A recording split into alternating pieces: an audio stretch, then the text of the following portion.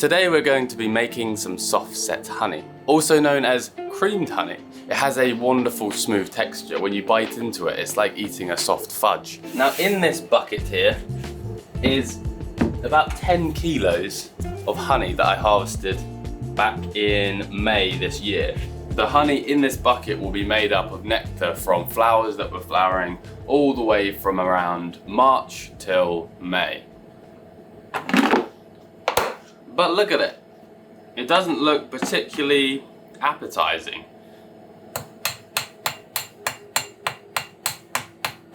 And as you can hear, it's rock solid. Not completely solid. You can scoop it a little bit. But as you can see, it's quite grainy. And that's because this honey has crystallized.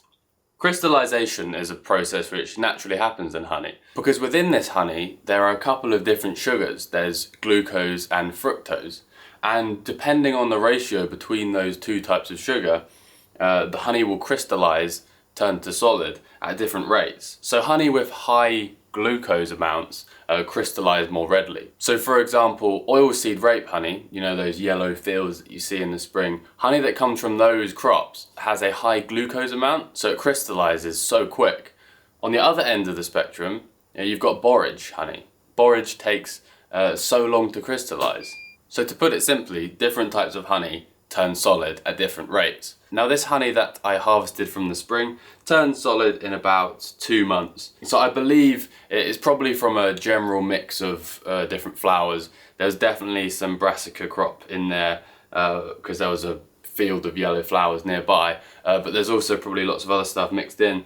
There is nothing wrong with this honey, by the way. This is perfectly fine honey to consume. It's just not the nicest product, and I want to turn it into something which will look much nicer and also feel much nicer with the texture. If you were to put this honey under a microscope, you'd see that it's made up of loads of little crystals.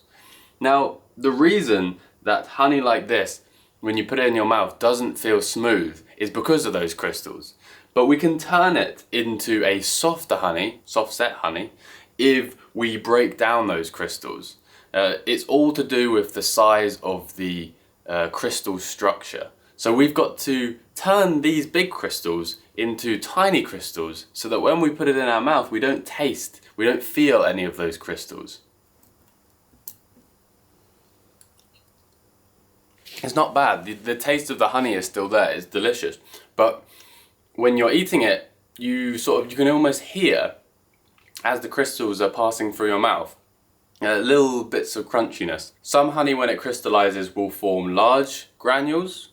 Other honeys will crystallize and you'll get small granules. When making a batch of soft set honey, there's a couple of different stages. And the first stage is to take some of this crystallized hard honey and pop it into a pestle and mortar. Now we won't be able to fit loads in here, but we're gonna try and get some out.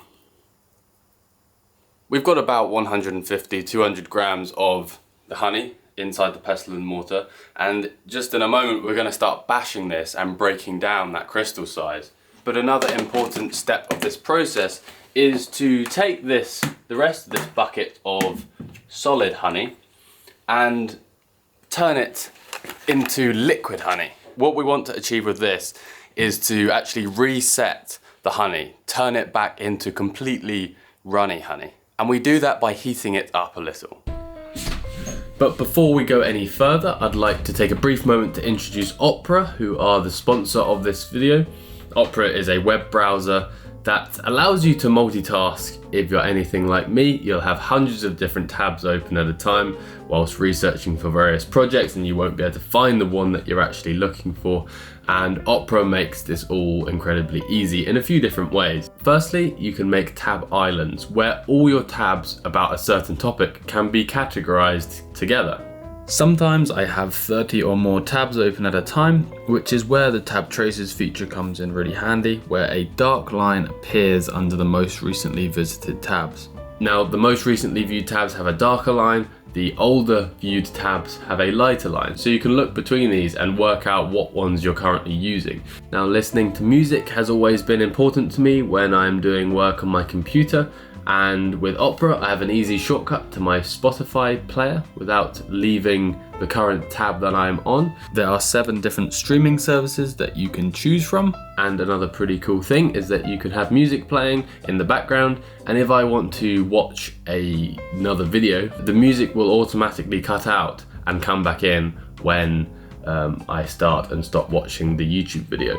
And finally, I can easily multitask with the video pop-out feature that allows me to watch a video at the same time as, say, taking notes. I've been watching lots of videos about how to make soft set honey, so I can have a video which I can move around anywhere on the screen and watch the video and listen to it whilst making the notes. Everything can be done in one tab, which is super helpful for research. This video player can be moved around anywhere on your screen and even popped out of the browser. And so Opera has been a pretty useful tool for my research over the past few months. If you want to give it a try, there's a link in the video's description. Would highly recommend it if you're anything like me and you have way too many tabs open. Anyway, back to the soft set honey making. What we want to achieve with this is to actually reset the honey, turn it back into completely runny honey. And we do that by heating it up a little. But we don't want to heat up the honey too much. Honey will degrade if it's heated too much. We don't want it to caramelize, don't want it to burn. We don't want to kill off everything in the honey. We just want to reset it and turn it back into a completely runny honey. So we're gonna pop it in my warming cabinet. I built this back in the summer. I have put in the heating element. Basically this tube here has the heating element within it. And then these wooden blocks and little plastic things hold it off the floor, like so. And then that wire goes through here. And then we've got a thermostat. It's a really handy box to have in the kitchen. I can proof my bread in there to make it rise. If there's anything which needs warming up, I pop it in there. And I made it for this purpose of warming up honey and turning it back to liquid. So we're going to pop it in here.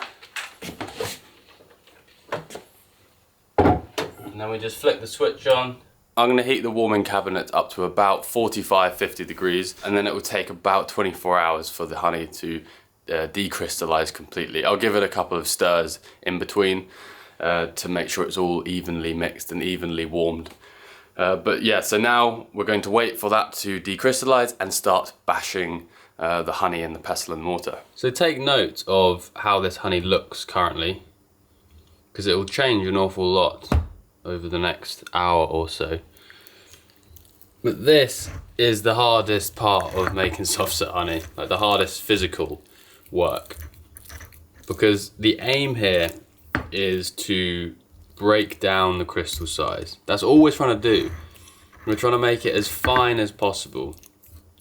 And what we're doing here is making the seed honey. This is the honey that we will then add into that big bucket of runny honey to start the crystallizing process. Only that when that big bucket of honey starts to crystallize, it will crystallize around the same size structure as these crystals. So it will in turn be much finer and smoother.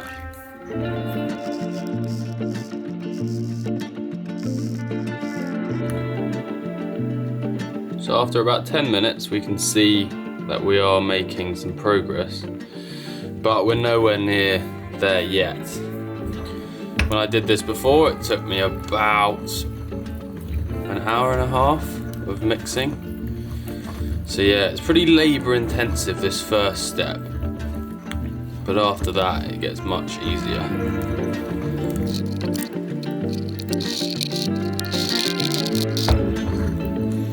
Oh, it's hard work. Sometimes you have to have a bit of a break before you go again. But it's all worth it in the end, I think. I can now feel that the granule size of the honey is much more consistent. There's still, I can still crunch up the crystals, I can still feel them, but it's even throughout the whole thing. We now just need to keep grinding that until it's so fine that I can barely feel those crystals inside my mouth. But you can also see that the honey has gone really pale. And I think that's partly down to obviously the crystal size being ground down, but also because I am mixing air into it. It's a bit like if you whisk egg whites, they go really white with all the air that it's picking up. But yeah, we've got to keep stirring this a little bit more. So in here we have the runny honey that we decrystallized the other day. And we're going to take the seed honey that we've been making. We're going to pour that in. You can see the colour difference. The honey that I've been crushing is nearly white. Now the ratio of the seed honey that you add to the runny honey, in all the research they say about 10%.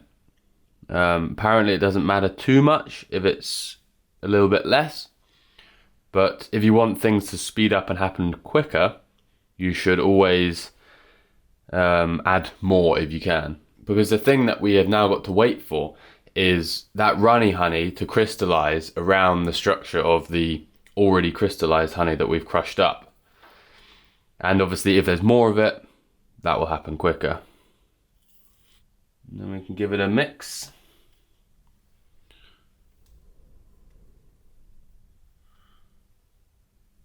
And the aim here is to disperse all that honey that we've crushed with the runny honey. So crystallization happens quickest at about 14 degrees C. And luckily I've got a spare bedroom with no heating on. So we're going to pop this honey in there, and over the next few days we're going to go in and stir it every day just to make sure that it's evenly dispersed. Once it's set hard, then we can use this batch, which is about 1 and a bit kilos of soft set honey. We use this to then inoculate a new batch. And with 1 kilo of honey, you can pour that into a 10 kilo batch if you're using the 10% amount of seed to runny honey. So you can quickly see how you can start with a very small batch and end up with a very large batch.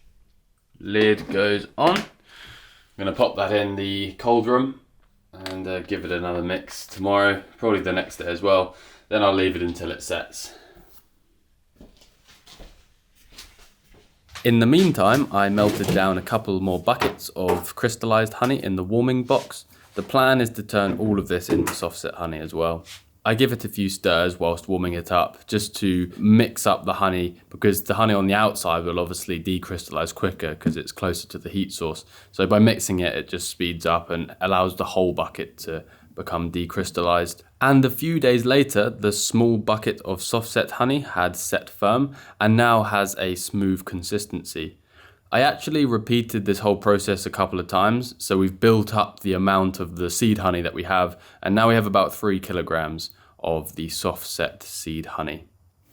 That's how I start every morning, with a large teaspoon of honey. That bucket of seed honey is now ready to add to the bulk bucket of runny honey. The only thing I need to do is warm this seed honey up a little bit, not too much so the crystal structure breaks down, but enough to make it a little more pliable and liquidy so I can then easily mix it into the runny honey buckets. So the honey's been warming up in the warming cabinet for the past 24 hours. It's completely turned to liquid, and now I'm going to give it a quick filter.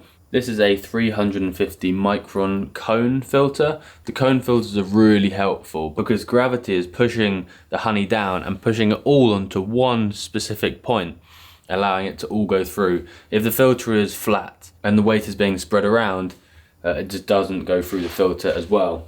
So I'm going to carefully pour this honey through the filter. And because the honey's warm, it should just go through really well.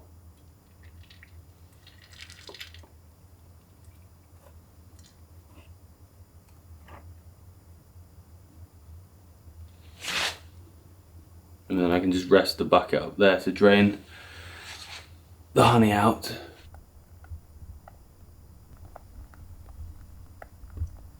And now for bucket number 2. Ooh. There's a little bit of space at the top and I'm going to put the seed honey into there. However, currently the honey is too warm. If I add the seed honey, it's likely that the seed structure, the structure of the crystals will just break down because it's so warm. So I'm going to leave this bucket overnight to cool down, but at the same time I'm going to bring the temperature up of the seed honey because currently the seed honey is solid. It won't mix into this honey very well. So I will bring the temperature up of the seed honey to around 30 degrees so it becomes a little more liquidy. Then it will mix in with this. The temperature of this stuff will go down and then they will mix together nicely. And then the big mix begins.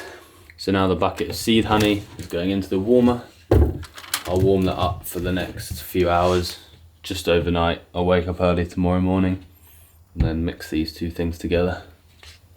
As you can see, it's a little bit more liquidy. I could have warmed it up a little bit, but by stirring it with this honey stirrer, you can sort of loosen it up a bit. And the bucket has about 25 kilograms of honey. So if we want 10% of that, it will be 2.5 kilograms of seed honey.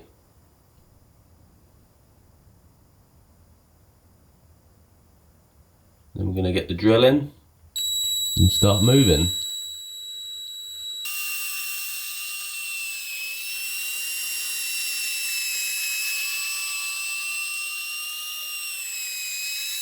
I then stirred the honey for about 10 minutes every few hours for the next few days until it started to thicken.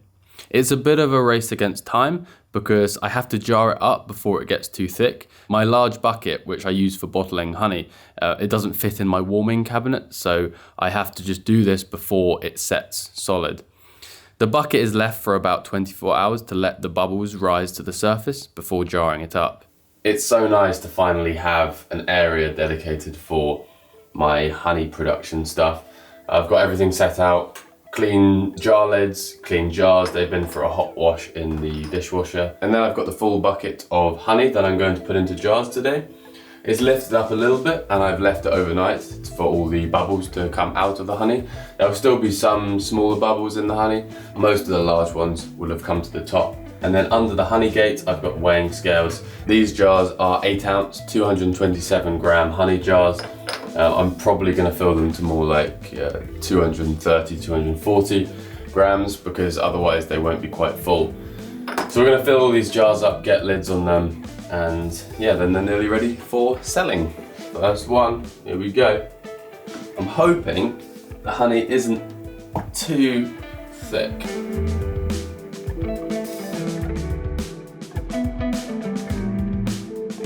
And there's the first jar of soft set honey fill. I'm gonna do a few of these in a batch and then get the lids on.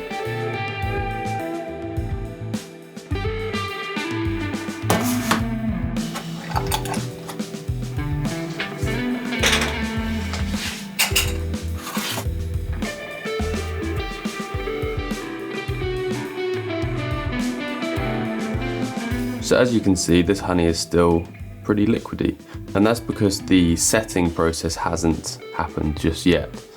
What we're going to do is, once these have all got lids on, is put them into a room at around 14 degrees C. Apparently that's the best temperature to set honey at, and then after just a few days these will all go solid.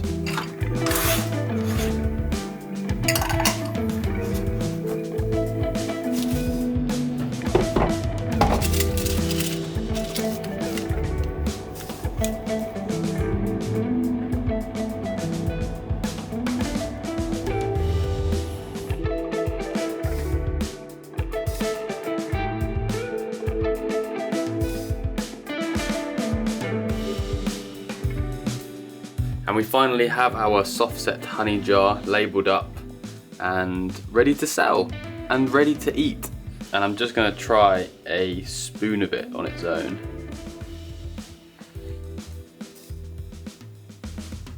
It has such a wonderful texture. You can almost bite through it. It's kind of like a soft caramel or a really soft fudge. Right, I'm taking a little bit more to put in my coffee.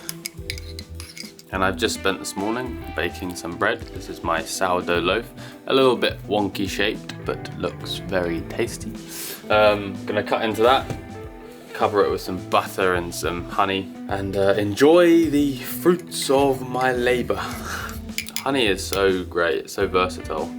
In your coffee, eat it on its own, put it on bread.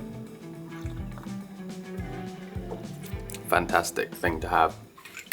Since I became a beekeeper, I've eaten rather a lot of honey. Every day in the summer when I'm working on the beehives, there's always little bits of comb, like honey that they've built in places in the hive, and I break them off and nibble them to give me some energy throughout the day. And then when I'm harvesting the honey, there's obviously just honey everywhere, and I'm always grabbing a teaspoon and eating it. And then now when it's all in the jars, I'm still eating it.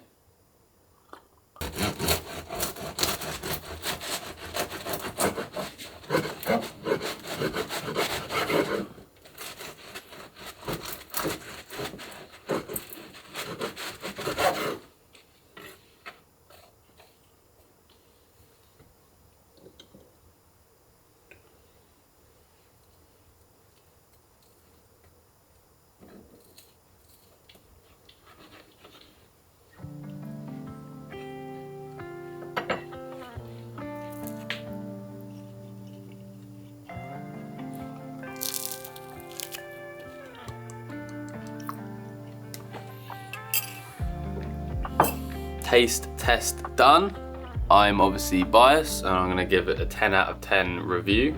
I'm really proud of my soft set honey. Next year, my plan is I might be able to take some of my beehives to the oilseed rape fields. These flowers, as I mentioned earlier, produce a high glucose honey, which is perfect for turning into soft set honey. And I have a local beekeeper nearby who said I could come along with him this year, bring a couple of my own hives and try and get a single origin, single flower crop honey.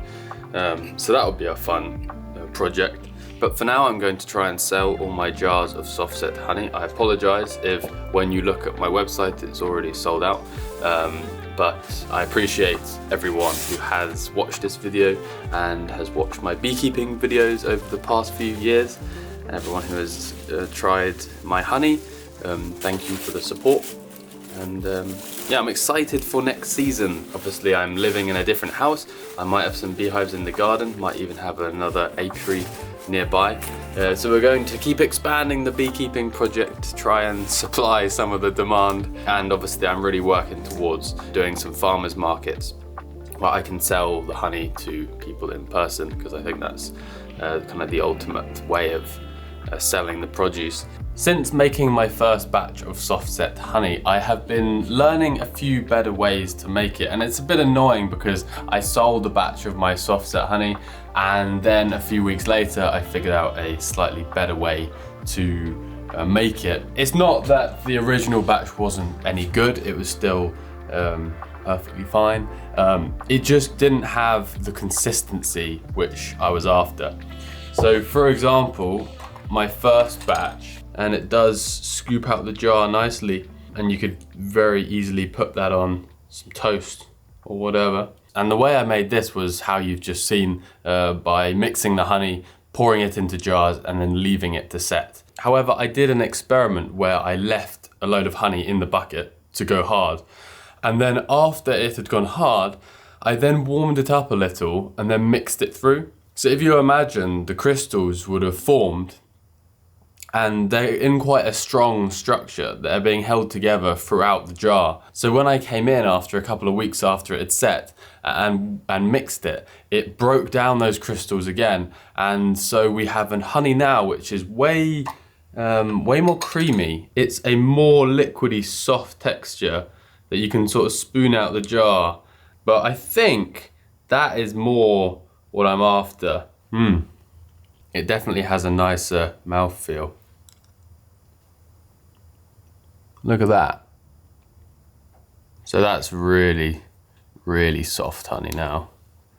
So I'm continuing to learn better ways of making this soft set honey. So when I make my soft set honey next year, people who buy it will be getting, I think, a slightly more silky, softer honey. Anyway, thanks for watching. Hope you've learnt something. See you soon.